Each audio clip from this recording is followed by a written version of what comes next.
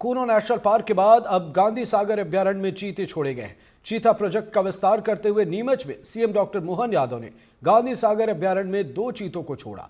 चीता प्रभास और पावक को जैसे ही नया ठिकाना मिला, वे पिंजरे से छूटते ही कुलांचे मारने लगे। देखिए खास रिपोर्ट।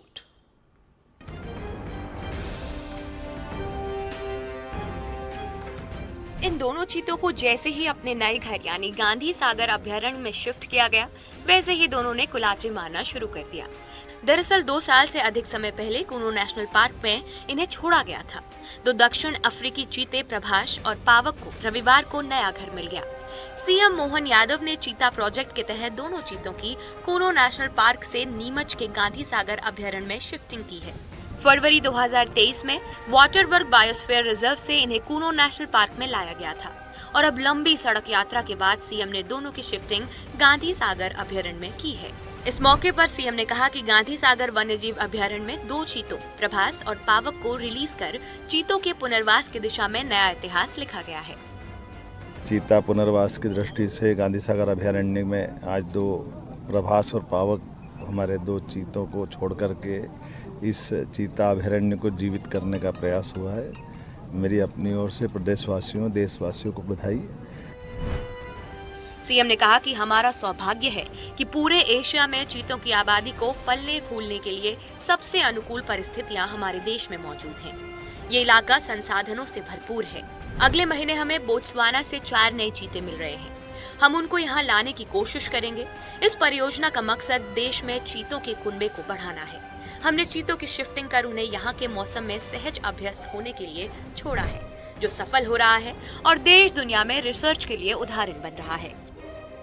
पालनपुर कूलों के अंदर चीते हमने छोड़ करके उनको अपने वन्य जीव में सहज अभ्यस्त होने का जो प्रयोग किया गया है, यही कारण है कि हमारे अपने देश के अंदर सबसे अच्छी स्थिति में, बल्कि देश तो क्या दुनिया के लिए रिसर्च का ये एक अपने आप में उदाहरण बन रहा है। चीतों की संख्या बढ़ाने के लिए दक्षिण अफ्रीका, केन्या और बोत्सवाना से चीतों को लाया जा रहा है। बात मौजूदा वक्त की करें तो सूबे के श्योपुर जिले के कूनो नेशनल पार्क में 26 चीते हैं। कूनो के बाद गांधी सागर भी चीतों का घर अब बन गया है, जो नीमच और मंदसौर जिले में फैला है। चीता प्रोजेक्ट के तहत हो रही चीतों की शिफ्टिंग से पूरे क्षेत्र में पर्यटन को बढ़ावा मिलेगा, जिससे प्रदेश में रोजगार के अवसर भी बढ़ेंगे। नीमच से एनडीटीवी के लिए विजित राव की रिपोर्ट। सिवनी के पेंच टाइगर रिजर्व से एक अद्भुत नजारा सामने आया, जहां अपने 3 शावकों के साथ बाघें पानी पीते हुए नजर आ रही है। यह नजारा तब देखने को मिला जब टाइगर रिजर्व में पर्यटक सफारी के लिए गए हुए थे। इसी दौरान बाघें पानी पीते नजर आई। पर्यटकों ने जब यह नजारा देखा तो रोमांचित हो गए और तस्वीरें अपने कैमरे में कैद की।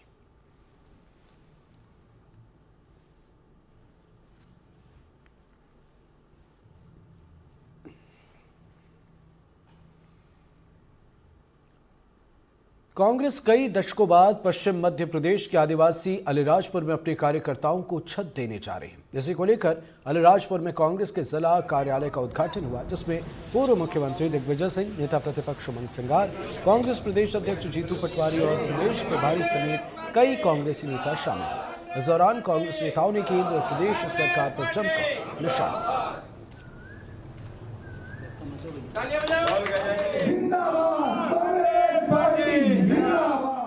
मध्य प्रदेश में मोहन यादव जी का लगभग 1.25 साल का जो कार्यकाल है, ये काले अध्याय की एक तरह से बड़ी इमारत है। आप देखो कि किस तरीके का अराजकता मध्य प्रदेश में चल रही है कि वल्लभ भवन की 5वीं मंजिल को जकड़ लिया है माफियाओं ने। और पहला मुख्यमंत्री देश की आजादी के बाद मोहन यादव हुए हैं जिनका हर माफिया से तार जुड़ता है।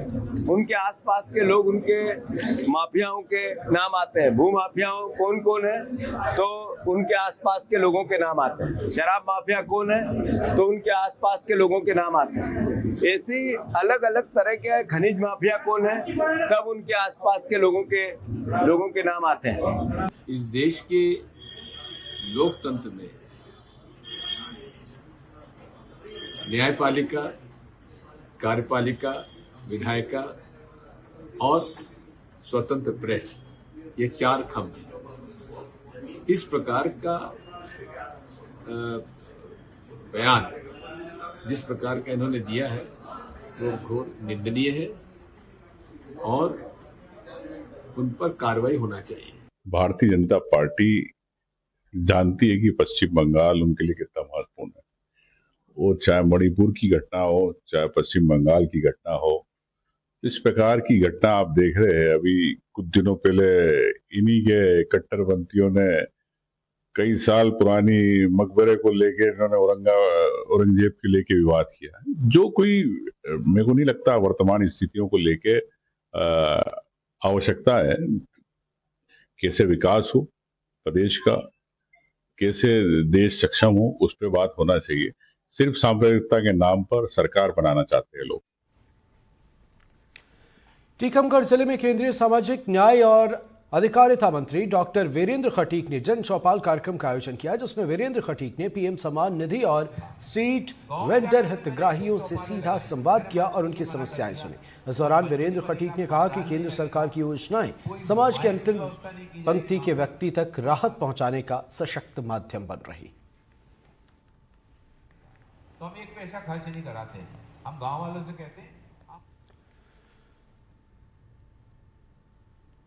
और खबर रायपुर से, जहां मुख्यमंत्री विष्णुदेव साय ने बड़ा बयान दिया। उन्होंने कहा कि सबसे बड़े हिंदू आदिवासी हैं। साथ ही उन्होंने कहा कि सरना को आदिवासी मानते हैं। गौरी गौरा और शिव पार्वती दोनों एक ही हैं। आदिवासी उनकी पूजा करते हैं। धर्मांतरण को लेकर सीएम विष्णुदेव साय ने कहा है कि कई एजेंसियां हैं जो देश को तोड़ रही हैं, आदिवासियों को बहकाने की कोशिश हो रही है।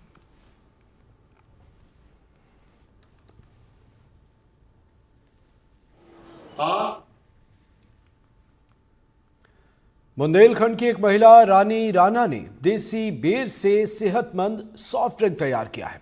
कम उपजाऊ जमीन और रोजगार की कमी से जूझ रहे इलाके में रानी का ये इनोवेटिव आइडिया दूसरे किसानों के लिए उम्मीद की नई किरण का रास्ता खोल रही है। देखिए रिपोर्ट।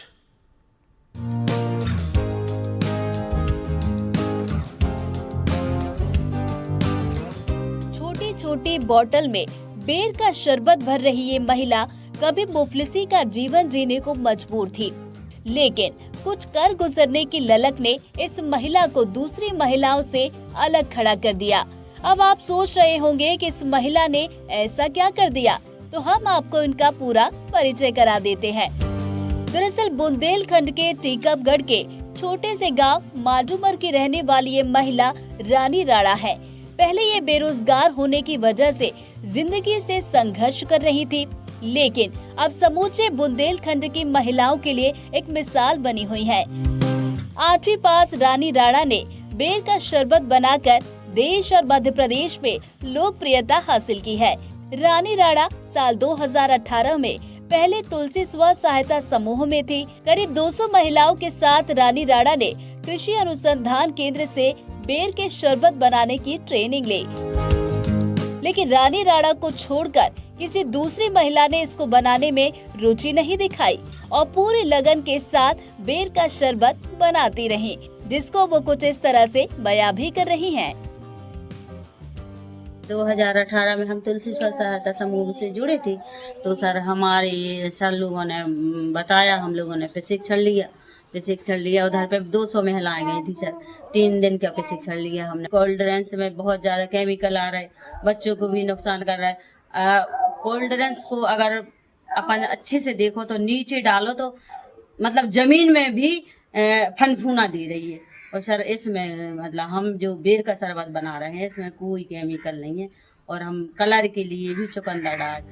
आत्मनिर्भर बन चुकी रानी राणा को बुंदेलखंडी सॉफ्ट ड्रिंक के लिए कृषि अनुसंधान केंद्र जबलपुर से सम्मानित भी किया जा चुका है और भारत सरकार की स्टार्टअप योजना में इसको शामिल भी किया गया है। भारत सरकार के सामाजिक न्याय मंत्री के प्रतिनिधि अनुराग वर्मा ने इस बुंदेलखंडी सॉफ्ट ड्रिंक को बुंदेलखंड की बदलती तस्वीर कहा है, तो वहीं समाज सेवियों और डॉक्टरों ने रानी राणा के काम की खूब तारीफ की है और स्वास्थ्य के लिए इस बेर के शरबत को सेहतमंद बताया है। श्रीमती रानी राणा ने बेर के जूस को स्टार्टअप के रूप में सारे देश में भेजा है। प्रधानमंत्री जी की ओर से भी उनको इस अपने कार्य को आगे बढ़ाने के लिए स्टार्टअप के रूप में राशि जारी करने का प्रावधान किया गया है। माड़ूमर की निवासी श्रीमती रानी राणा ने बुंदेलखंडी कोल्ड ड्रिंक्स यानी बेर का शरबत का जो जूस बनाया है वह निश्चित ही स्वास्थ्य के लिए लाभकारी है। उसमें विभिन्न प्रकार के मिनरल्स जैसे कि प्रोटीन हो गया, जैसे मिनरल्स उसमें पाए जाते हैं जो शरीर के लिए लाभदायक हैं। कोल्ड ड्रिंक्स के बारे में तो सबको पता है कि वो एक कार्बोनेटेड ड्रिंक है जिसके अंदर काफ़ी सारे केमिकल्स, प्रिजर्वेटिव्स और बहुत सारे ऐसे केमिकल्स होते हैं जो नुकसान पहुंचाते हैं। बाकी जहाँ तक आप जो बेर की बात कर रहे हैं, बेर एक बहुत ही नेचुरली बहुत ही मतलब क्लासिफाइड और बहुत ही वेल नोन फ्रूट है। उसके अंदर बहुत सारे एंटीऑक्सीडेंट होते हैं। माड़ूमर की निवासी श्रीमती रानी राणा ने टेस्ट लेके बेर के शरबत को प्रदेश और देश स्तर पर प्रचार किया और लोगों ने बहुत सराहा। उसके लिए उन्हें कई पुरस्कार भी मिले। अब बेर की शरबत की इतनी पॉपुलर हो जाने से उसको भारत सरकार द्वारा स्टार्टअप के रूप में चुना गया है। रानी बेर के शरबत को 200 ml के बोतल में पैक करके बेचती हैं, जिसमें एक बोतल को तैयार करने में 15 रुपए का खर्च आता है और 30 रुपए में प्रति बोतल की दर से बेचा जाता है, यानी प्रति बोतल 15 रुपए का प्रॉफिट होता है। ये बाजार में अपने ब्रांड को बेचती है। भारत सरकार इस महिला को बेर के शरबत को आगे बढ़ाने के लिए और इसे ज्यादा दिनों तक सुरक्षित रखने के साथ इसकी और ब्रांडिंग करने के लिए जल्द ही 5 लाख रुपए की आर्थिक सहायता भी देने वाली है।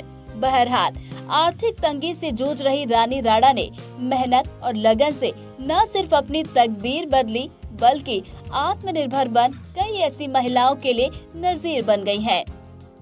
आज रानी राणा ने जो बुंदेलखंडी बेर का शरबत बनाकर एक मिसाल पेश की है, यह बुंदेलखंड की तमाम महिलाओं के लिए एक प्रेरणा का काम कर रही हैं। Surya Prakash Goswami, NDTV news, Tikamgarh. दमोह के फर्जी सर्जन केस में अब बिलासपुर में एक और मामला दर्ज हो गया है, जिसमें निजी अस्पताल के खिलाफ FIR दर्ज की गई है। 2006 में फर्जी सर्जन एनकीम जॉन उर्फ नरेंद्र विक्रमादित्य यादव ने ऑपरेशन किया और छत्तीसगढ़ विधानसभा के पूर्व अध्यक्ष राजेंद्र प्रसाद शुक्ला समेत 8 मरीजों की मौत हुई थी, जिसे लेकर अब राजेंद्र प्रसाद के बेटे प्रदीप शुक्ला ने डॉक्टर और अस्पताल पर आरोप लगाते हुए मामला दर्ज करवाया है। इसे लेकर अब स्वास्थ्य विभाग और पुलिस की टीम जांच कर रही है।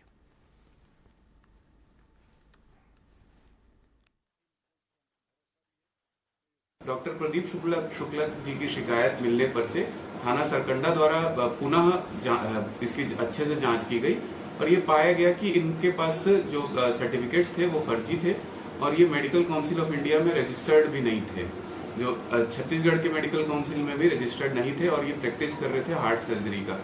तो इसके अंतर्गत इनके विरुद्ध में धारा 420, 465, 468, 471 और 304 का अपराध कायम किया गया और अपोलो प्रबंधन के ऊपर भी ये अपराध कायम किया गया है।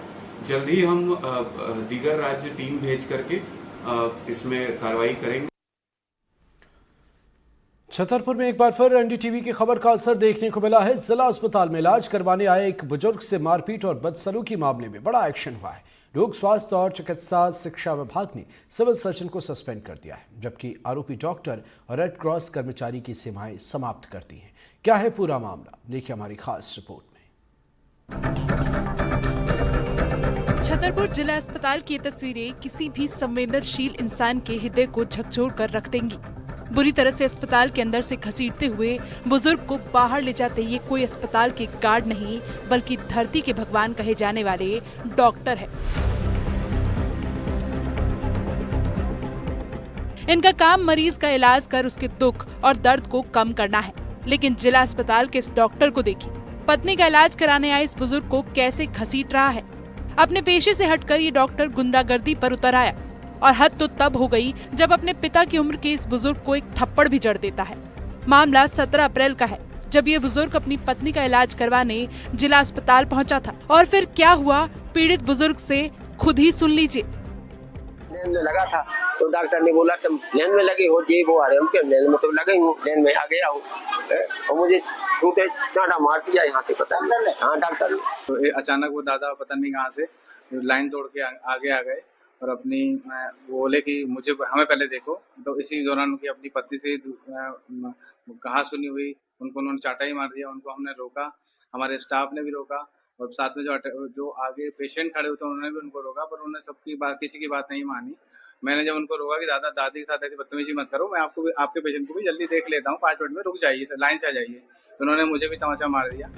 हालांकि एनडीटीवी ने जब इस रंगबाज डॉक्टर की खबर प्रमुखता से दिखाई तो प्रशासन भी हरकत में आ गया। कलेक्टर पार्थ जायसवाल के प्रतिवेदन पर राष्ट्रीय स्वास्थ्य मिशन की संचालक सलोनी सिडाना ने जिम्मेदार डॉक्टर को कारण बताओ नोटिस जारी किया है। वहीं पीड़ित बुजुर्ग उधोलाल जोशी के आवेदन पर जिम्मेदार डॉक्टर राजेश मिश्रा और एक अन्य के खिलाफ मारपीट सहित अन्य धाराओं में मामला दर्ज कर लिया गया है। एक वृद्ध व्यक्ति के साथ मारपीट का वीडियो एक वायरल हुआ, संज्ञान में आया और तत्काल ही उसमें जांच करके प्रकरण पंजीबद्ध किया गया है कोतवाली थाना क्षेत्र में, जिसमें भारतीय न्याय संहिता की 115(2), 296, 3 और 351 धाराओं का समावित किया गया है और इसमें मुख्य रूप से डॉक्टर राजेश मिश्रा और एक अन्य व्यक्ति को आरोपी बनाया गया है। बहरहाल ऐसे ही सनकी डॉक्टर दूसरों को नई जिंदगी देने वाले इस पेशे को बदनाम कर रहे हैं, जिसकी तरफ जिम्मेदार लोगों को ध्यान देने की जरूरत है ताकि ऐसी असंवेदनशील घटना दोबारा किसी भी अस्पताल में देखने को न मिले। छतरपुर से एनडीटीवी के लिए अरविंद कुमार तिवारी की रिपोर्ट। गर्मी के मौसम की अभी से शुरुआत हुई है, लेकिन गुना में अभी से पेयजल का संकट गहराने लगा है। जिला मुख्यालय से 40 किलोमीटर दूर टांडा गांव में 30 परिवार रहते हैं। रोजमर्रा के लिए पानी की जरूरत पूरी करने के लिए ग्रामीण कई किलोमीटर दूर से पानी लाने को मजबूर है, लेकिन उनकी सुध लेने वाला कोई नहीं। देखिए रिपोर्ट। चिलचिलाती धूप में अपने घरों से पानी के लिए भटक रही ये महिलाएं गुना के टांडा गांव की है। गर्मी आते ही हर तरफ पानी के लिए हाहाकार मच जाता है, लेकिन इन महिलाओं के लिए क्या गर्मी और क्या ठंड, पानी के लिए इनको हमेशा इसी तरह से भटकना पड़ता है। ग्राम पंचायत राई के टांडा गांव में 30 परिवार रहता है, लेकिन इनके बीच पूरे गांव में एक भी नल की व्यवस्था नहीं है। चुनाव आते ही यहाँ जनप्रतिनिधि वोट लेने के लिए तो नजर आते हैं, लेकिन जहाँ चुनाव खत्म हुआ तो इनकी सुध लेने वाला कोई नहीं मिलता। अब इन महिलाओं ने पानी की समस्या से निजात पाने के लिए खुद ही सूखी नदी किनारे गड्ढा खोदा है, जहां से ये अपने अपने घरों के लिए यही गंदा पानी भरती है, जिस दर्द को ये कुछ इस अंदाज में बयां भी कर रही है। गंदा पानी पी रहे हैं। कितनी दूर से आप लोग? बहुत दूर से, घाटी ऊंची चढ़ती है। ये किसने खोदा और किस तरीके से बाबरी या कुड़ खोद बागो माई खोद लात रखूगा, अल्लाह पाची कुत्ता बिल्ली पूर देवे, फिर भर के ले जावा। कोई 4 बजे रात की आवा जब पानी भरावे मां के 1 कोस पे आवा, घटिया चढ़ के घटिया जानो रोज न्यावा पानी नहीं माले रीते ही बर्तन ले जावा, सबरी मेला इकट्ठी हो जावे। तो यहाँ पे कोई प्रशासन का कोई आता अधिकारी? कोई भी नहीं आए सर। सुना आपने, यहाँ से इनकी पानी की जरूरत तो फिलहाल पूरी हो जा रही है, लेकिन पानी की हालत देख आपको अंदाजा लगाना मुश्किल नहीं होगा कि रोजमर्रा के काम के लिए रोजाना इन्हें इसी गंदे पानी से काम चलाना पड़ता है, जिससे डायरिया और भयंकर बीमारी होने का खतरा बना रहता है। टांडा गांव है जहाँ पर महिलाएं बड़ी परेशानी में पानी भर रही हैं, उनको एक हेडपंप भी नहीं है पानी भरने के लिए। किस तरीके से ये सामना कर रही हैं परेशानियों का। एक बाबरी जिसको उन्होंने खुद ने खोदा है, गड्ढा किया और बाबरी से पानी भर रही है। ये हालत है यहाँ की कि इतना गंदा पानी को पीने को लेकर मजबूर है महिलाएं। विनोद कुशवाहा, एनडीटीवी गुना। डिंडोरी के घेवरी गांव में पीडीएस के तहत सड़ा और घुना हुआ गेहूं बांटा गया, जिससे ग्रामीणों में भारी नाराजगी है। वही अधिकारी गोलमोल जवाब दे रहे। देखिए रिपोर्ट। गेहूं पर रेंगते कीड़े, ये फेंका हुआ अनाज नहीं है। ये गेहूं उस राशन का हिस्सा है जिसे मध्य प्रदेश के डिंडोरी के घेवरी गांव के लोग पीडीएस यानी सार्वजनिक वितरण योजना के तहत मिलने का दावा कर रहे हैं। गांव वालों का कहना है कि उन्हें सड़ा घुना गेहूं बांटा गया। उनके मुताबिक इस गेहूं में धूल और छोटे छोटे पत्थरों की भरमार है, जिसकी वजह से ये खाने लायक नहीं है। सर, अब की बार का गेहूं जो बहुत ही घटी किस्म का मिला है, पूरा पत्थर, कंकर, डस्ट, एकदम खराब टाइप का गेहूं है सर। तो खाने लायक नहीं है सर ये गेहूँ सर। कीड़े भी हैं, पत्थर भी है, कंकड़ भी है, डस्ट भी है, एकदम बेकार गेहूँ है सर। कैसा गेहूँ? बहुत खराब है, धूल है, माटी है, पूरी दिखते सामने है, कीड़ा भी है, सब लगे हैं। गांव के सरपंच के मुताबिक उन्होंने गेहूं की खराब क्वालिटी को देखते हुए लोगों से उसे वापस करने को कहा है। सेल्समैन द्वारा घटिया गेहूं दिया जा रहा है और कल मुझे जानकारी प्राप्त हुआ कि यहाँ पे गेहूं बहुत ज़्यादा खराब दिया गया है। तो मैं फ़ोन के माध्यम से लड़कों को बताया और वहाँ की महिला और हमारी जनता को बताया कि आप गेहूं वापस करिए और गेहूं जैसे वापस नहीं करते हैं तो मेरे को बताइए। ऐसे करके घटिया, अरे बहुत ज़्यादा घटिया सर, इसमें घुन लगा हुआ है और इन्हें पूरा डस्ट है, तो खाने योग्य नहीं सर, इसमें तो जानवर भी नहीं खा पाएंगे, ऐसा स्थिति है सर इनका। अधिकारियों का कहना है कि इस मामले पर ध्यान दिया जा रहा है। उनके मुताबिक ये समस्या उस गोदाम में खराब क्वालिटी कंट्रोल की वजह से हुई, जहां से गेहूं को पीडीएस दुकानों पर बांटा गया था। अभी मेरे संज्ञान में आया है और मैंने अपने कनिष्ठ अधिकारी से ही लिया तो उन्होंने बताया कि कल 15-20 लोगों को गेहूं वहाँ पर गड़बड़ बटा है, जिसको वापस कराया जा रहा है। तो जो मंडा से गेहूं आ रहा है, उस मंडा के गेहूं में जो कमियां हैं उसको या तो गोदामी स्तर पर ठीक करके भेजें अथवा कुछ बोरियां जो खराब हैं उनको इश्यू न करें, गोदाम स्तर से ही न जाएगा। गांव के लोग अब सड़े भुने गेहूं को वापस कर रहे हैं। हालांकि उन्होंने अधिकारियों से ये सुनिश्चित करने की अपील की है कि भविष्य में ऐसी चूक ना हो।